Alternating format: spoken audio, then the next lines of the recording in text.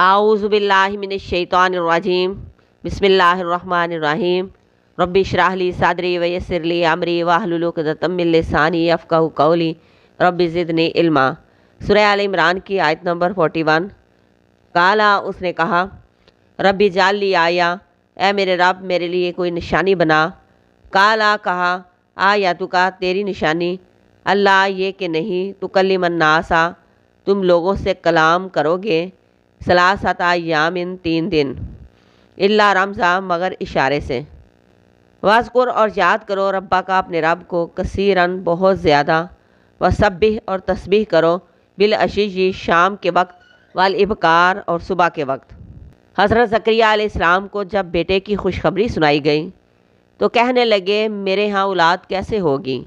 میں بھی بوڑھا، میری بیوی بوڑھی بھی اور بانجھ بھی، یہ کیسے ہوگا؟ فرمایا کہ اللہ جو چاہتا ہے کرتا ہے، اس کے لیے کچھ بھی مشکل نہیں۔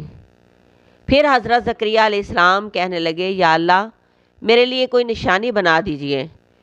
اتنے طویل عرصے کے بعد اللہ نے جو خوشخبری دی، اس خوشی کو پا کر، اس خبر کو پا کر کہنے لگے کہ میرے لیے کوئی نشانی مقرر کر دیجئے۔